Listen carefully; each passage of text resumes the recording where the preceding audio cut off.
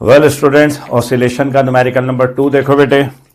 कह रहा है a swing machine needle move with a rapid vibratory motion like SHM and its सुई a सीम। कह रहा है कि सिलाई मशीन का उसने रेफरेंस दिया हुआ। सिलाई मशीन आप लोगों ने देखी है बेटे। तो कह रहा है कि जब वो सिलाई मशीन सिलाई कर रही होती है ना, तो उसकी जो निडल है वो तेजी से, अगर आपने नोट किया, अप एंड डाउन वाइब्रेट कर रही होती है। तो उसने उसको रेफरेंस दिया है एसएचएम का। ठीक है ना, एक कॉन्टेक्स्ट बनाया है सवाल का। असल चीज हमारे लिए स्टेट्स है जो कि उसने आगे दी हुई है। अच्छा, अब आगे क्या कह रहा है? Suppose the needle move 8.4 millimetre from it highest to its lowest position. कह रहा है कि सपोज कीजिए जो निडल वाइब्रेट कर रही है उसकी हाईएस्ट से लोएस्ट पोजीशन तक का जो उसने लेंथ दिया हुआ है वो 8.4 मिलीमीटर दिया हुआ है। इस पॉइंट को समझना बेटे। अक्सर स्टूडेंट इसे गलती करके एम्पलीट्यूड समझ लेता है। एम्पलीट्यूड मीन पोजीशन से है ना, सेंटर से एक्सट्रीम पोजीशन तक का डिस्टेंस होता है। ये एम्पलीट्यूड नहीं है, ये टोटल वाइब्रेटिंग लेंथ दी हुई है। दोनों उसने सुपरलेटिव डिग्री इस्तेमाल की है, हाईएस्ट भी और लोएस्ट भी। तो कह रहा है सबसे ऊपर से सबसे नीचे तक ये स्विंग मशीन की उसने टोटल वाइब्रेटिंग लेंथ आपको दी। कितनी दी है बेटे? आपको 8.4 मिलीमीटर टोटल वाइब्रेटिंग लेंथ। मैं भी डेटा में भी लिख दूंगा, 8.4 मिलीमीटर टोटल वाइब्रेटिंग लेंथ दी हुई है। तो अब एम्पलीट्यूड आप कैसे निकालोगे? यस, एम्पलीट्यूड इसका सेंटर हो जाएगा, मिड पॉइंट होगा।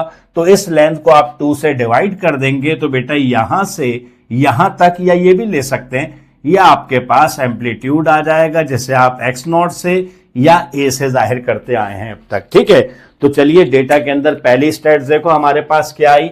हमारे पास आई है सर टोटल वाइब्रेटिंग लेंथ।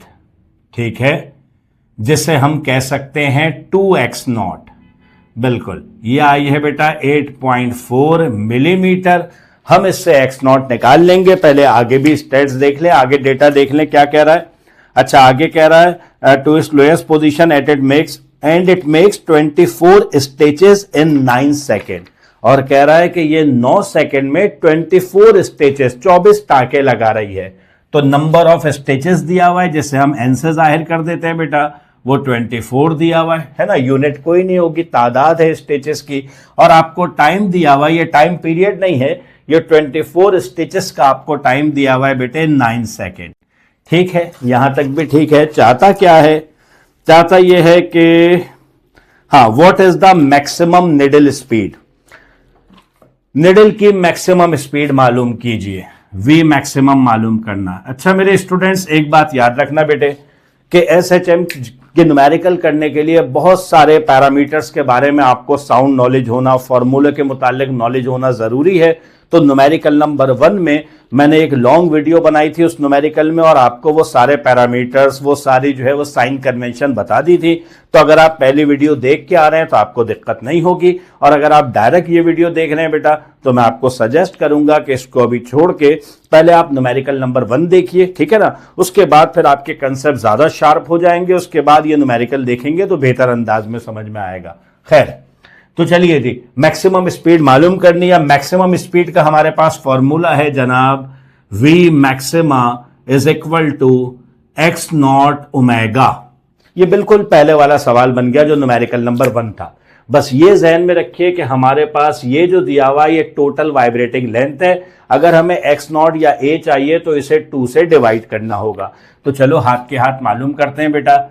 यहां पे तो ये आपके पास एक्स नॉट किसके बराबर हो जाएगा? 8.4 डिवाइडेड बाई 2, तो ये आपके पास आ जाएगा 4.2 मिलीमीटर। अच्छा, 4.2 मिलीमीटर है बेटे। अब मिलीमीटर से आपको मीटर में कन्वर्ट करने के लिए 1000 से डिवाइड करना होगा। तो या तो पॉइंट को 3 स्टेप पीछे ले जाओ, इस तरह से लिख लो, x naught is equal to 0.0042 metre. या ज्यादा सोफेस्टिकेटेड तरीका बेटा ये है कि इस तरह से लिख लो, 4.2 अपनी जगह, एक्सपोनेंशियल -3 कर दीजिए। ये ज्यादा बेहतर अंदाज है लिखने का, वैसे उसमें भी कोई कबाहत नहीं है। तो चलिए, ये हमारे पास एम्पलीट्यूड आ गया। अब ओमेगा कैसे आएगा? ओमेगा पहले वाले न्यूमेरिकल में आपको बताया था बेटे, टाइम पीरियड आपको पता होना चाहिए। तो ओमेगा बराबर हो जाता है 2 पाई अपॉन, ठीक है। अच्छा सर, अब हमें टाइम पीरियड तो नहीं दिया हुआ, फ्रीक्वेंसी भी नहीं दी हुई, नंबर ऑफ स्टेजेस दिए हुए टोटल 24 और उनका टोटल टाइम दिया हुआ है 9 सेकेंड। अब देखो स्टूडेंट, इस सवाल को करने के दो तरीके हैं, या तो इस सवाल से कर लो, है ना, इस वाले फॉर्मूले से कर लो, या आप सबको पता है कि reciprocal of time period frequency के बराबर होता है, तो आप इस तरह भी कर सकते हैं 2πf। मालूम तो आपको दोनों में से कोई एक चीज करनी पड़ेगी, या तो फ्रीक्वेंसी मालूम कर लो या टाइम पीरियड मालूम कर लो। कैसे मालूम होगा मैं बताता हूं आपको। अगर फ्रीक्वेंसी मालूम करनी है बेटा, तो फ्रीक्वेंसी का फॉर्मूला हो जाएगा n/t।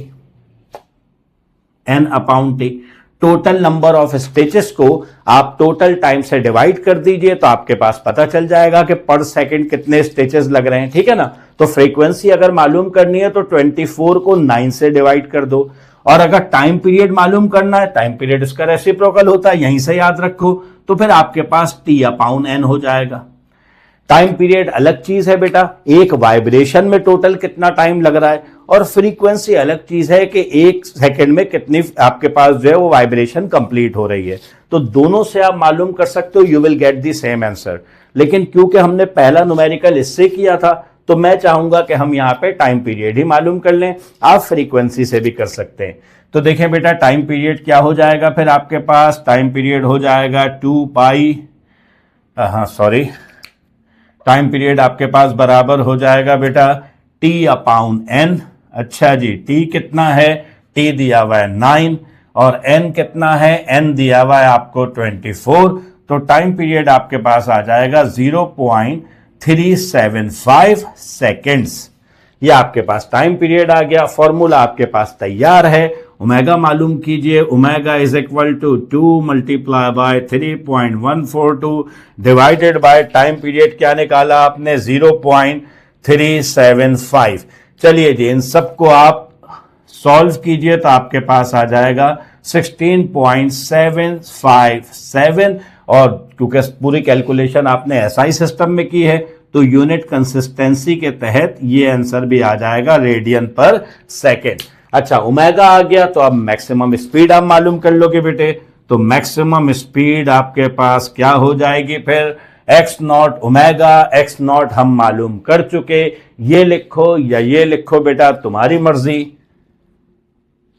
4.2 एक्सपोनेंशियल -3, यह आ गया x0 की जगह, और ओमेगा की जगह जो आपने मालूम किया वो लिख लीजिए बेटा 16.757। इन दोनों को आप मल्टीप्लाई करेंगे बेटा, तो आपके पास मैक्सिमम स्पीड आ जाएगी 0.0703। अच्छा जी, एसआई यूनिट क्या, मीटर पर सेकेंड। ठीक है, आपके बुक में सेंटीमीटर पर सेकंड में लिखा हुआ है, क्योंकि जवाब बहुत छोटा है, तो सेंटीमीटर में करने के लिए पॉइंट को 2 स्टेप आगे ले जाइए, यानी 100 से मल्टीप्लाई कर दिया आपने, तो आप इस तरह भी लिख सकते हैं बेटा 7.03 सेंटीमीटर पर सेकंड। ठीक है ना बेटा, मीटर से सेंटीमीटर में करने के लिए 100 से मल्टीप्लाई किया तो पॉइंट 2 स्टेप आगे चला गया। ओके।